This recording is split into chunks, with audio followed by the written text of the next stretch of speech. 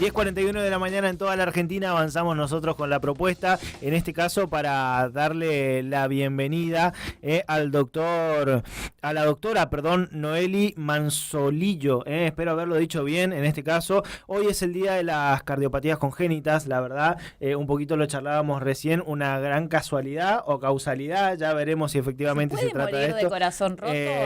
Veremos, es una interesante pregunta. Ella es cardióloga infantil del Instituto de Cardiología de Corrientes, su matrícula profesional es 4665 y gentilmente nos atiende. Doctora, ¿qué tal? Buenos días. Fabián y Mariana la saludan aquí desde Litoral Radio. Muchísimas gracias por atendernos. Hola, buenos días, ¿cómo están? Muy bien, y bueno, queriendo conocer un poquito más acerca de esta situación que tiene que ver con las cardiopatías congénitas, y un poquito lo hablábamos, ¿no? ¿Es una casualidad que justo sea el 14 de febrero el día de las cardiopatías congénitas? Sí, estuvimos investigando porque la verdad que nunca hasta ahora encontramos el por qué es el 14 de febrero y parece que fue algo arbitrario que lo hayan puesto este día. Yo creo que tiene que ver un poco con que hay tantos corazones por todos lados, entonces se aprovecha esa situación para hablar también de los corazoncitos de los bebés. Y doctora, digo, ¿cuál es la situación teniendo en cuenta, bueno, el impacto que tiene esto, ¿no? Porque una persona que nace con alguna de estas condiciones, bueno, irremediablemente tiene que tener un cuidado un poquito más pormenorizado que cualquier otra persona. ¿Cuál es la situación hoy, ya sea a nivel nacional, a nivel provincial, en cuanto a números? Bueno, se sabe que 1 de cada 100 bebés que nacen tiene una cardiopatía congénita. Por suerte no todas las cardiopatías congénitas son graves, la minoría en realidad son las graves, y estas que son graves, son las que necesitan un tratamiento, generalmente una cirugía, dentro del mes de vida. Después hay otras cardiopatías que necesitan tratamiento en etapas posteriores de la vida, y hay algunas cardiopatías que son muy leves que no alteran ni la expectativa de vida y no requieren un tratamiento, pero sí llevan controles. Claro. Doctora, dijo que son la menor cantidad de los casos realmente graves. ¿Hay algún número específico? Sí, más o menos entre 1/4 y 1/3 del total de las cardiopatías son severas o graves. Y doctora, cuando hablamos de cardiopatías congénitas, ¿de qué estamos hablando? Hablamos de enfermedades del corazón que están presentes desde el momento del nacimiento, es decir, que son producto de alguna alteración en la formación del corazón. ¿Tiene que ver con algo hereditario o se puede dar en cualquier persona más allá de que no haya antecedentes familiares?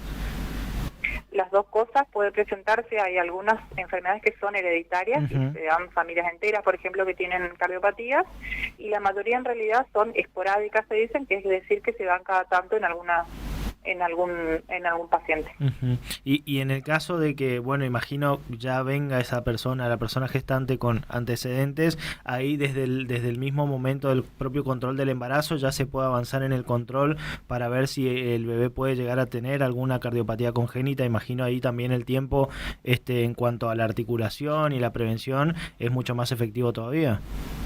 Sí, tal cual.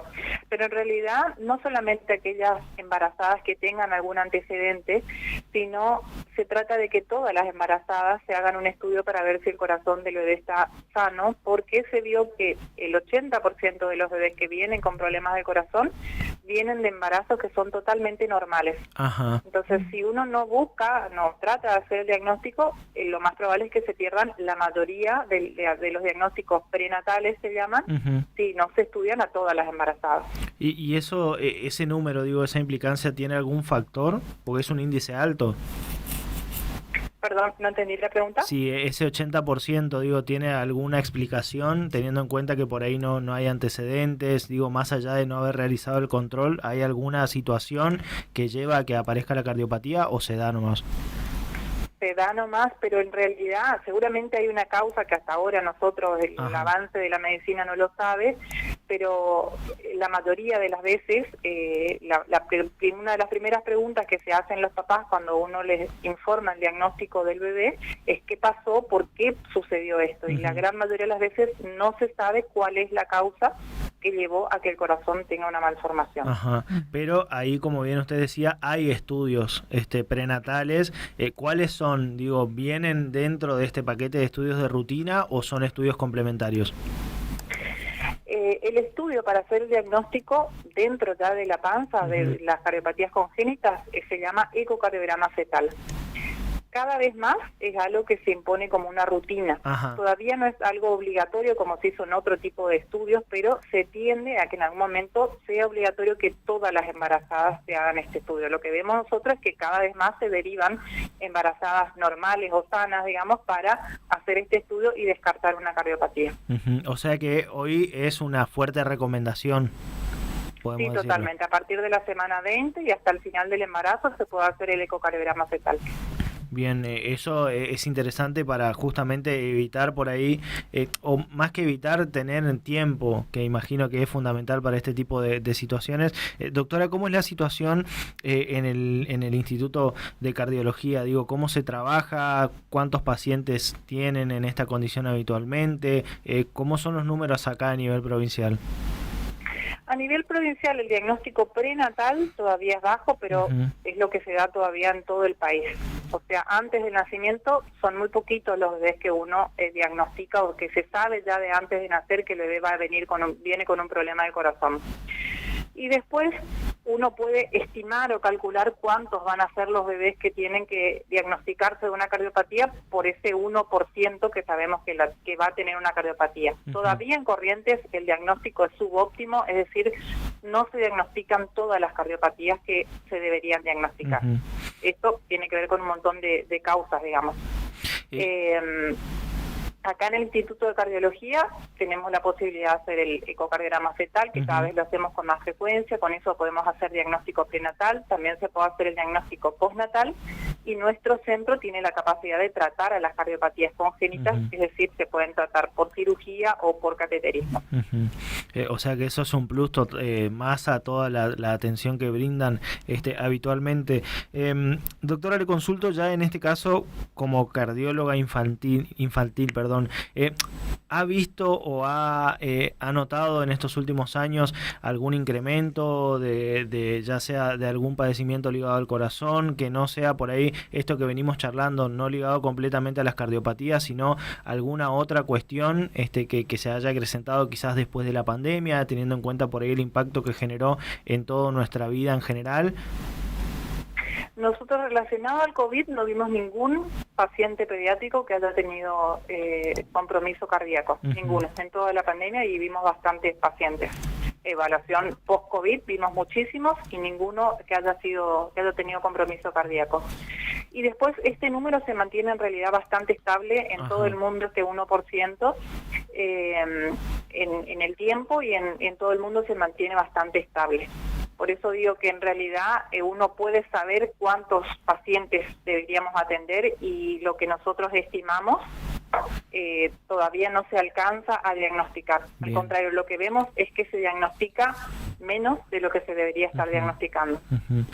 Se lo consultaba básicamente porque por ahí charlando también nosotros con diferentes especialistas, quizás por ahí vinculados al área más de nutrición o de otras ramas de la medicina, por ahí nos explicaban que, por ejemplo, la situación vinculada a la obesidad infantil se ha agravado mucho, y quizás por ahí pensaba que también en el caso del corazón, bueno, podría haber pasado alguna situación similar, pero no, es bastante más estable, teniendo en cuenta también la posibilidad de predecir en cierta manera la cantidad de intervenciones o de personas que puedan llegar a tener algún compromiso cardíaco en función de las estadísticas también a nivel mundial.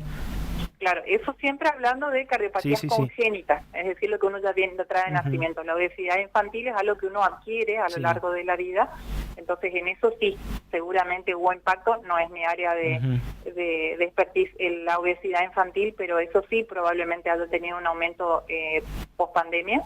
Pero hoy es el día de las cardiopatías congénitas, que son las que ya vienen de nacimiento. Entonces son como dos cosas diferentes. Doctora, había mencionado que en el caso de detectar una cardiopatía congénita, más o menos el tiempo en el que se espera ser tratado en el caso de las graves es un mes, que debería poder tratarse el caso. También mencionó que no siempre se hacen los estudios durante el embarazo.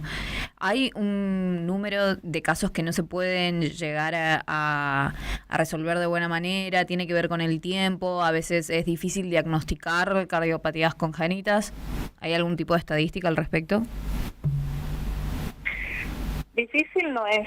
Lo que sí tiene que tener el paciente es acceso a la atención por un médico capacitado para sospechar y luego para diagnosticar. El que sospecha es el médico del primer nivel de atención. En el caso de que se haya escapado al diagnóstico prenatal, en el caso en que las primeras 48 horas de vida no haya tenido síntomas, es decir, un bebé que nace y se va a la casa, la sospecha y el diagnóstico quedan en manos del pediatra, que es el que hace los controles. Si un chico no tiene acceso a un médico especializado en atender niños, es probable que se pase por alto. En cambio, si tiene controles pediátricos, es muy probable que algo muestre que pueda hacer sospechar una cardiopatía y ahí ser derivado a un especialista y hacer el diagnóstico. La mayoría de las severas, la importancia de tener el diagnóstico prenatal es que si se demora el diagnóstico, al momento de hacer el tratamiento ya el paciente está en peores condiciones, tiene menos posibilidades de sobrevivir o tolerar bien un procedimiento que cuando uno ya sabe desde el nacimiento, un bebé nace y queda internado, por ejemplo, sabiendo que tiene una cardiopatía. Claro.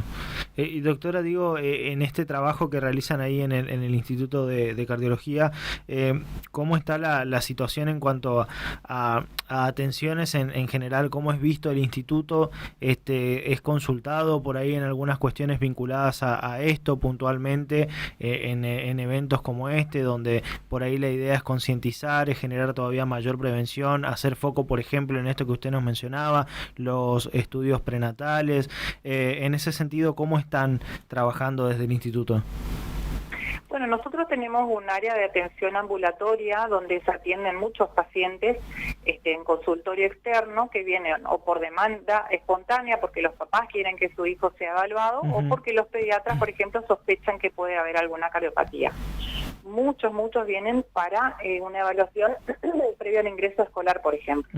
Y muchos bebés vienen antes del año, que son momentos donde los pediatras suelen pedir una evaluación para estar seguros de que está todo bien.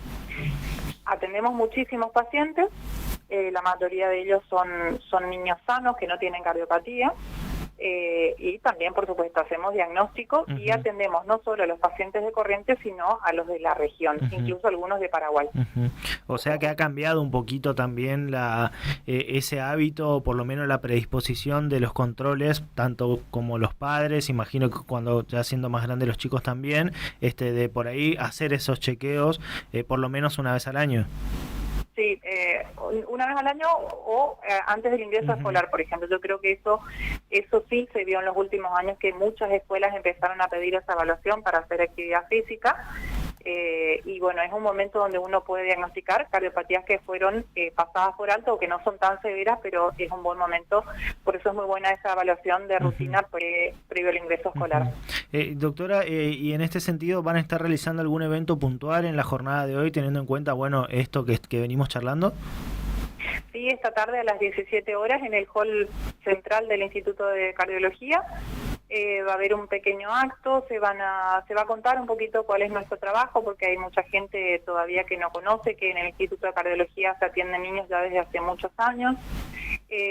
Va a haber un video, una proyección de pacientes que fueron tratados acá, y para cerrar el coro de los bomberitos cantores. Y después de eso va a haber algunas actividades para chicos. O sea, a partir de las 17 horas todos invitados ahí al hall central del instituto para disfrutar de esta tarde con un poquito de concientización y música y actividades para los chicos también.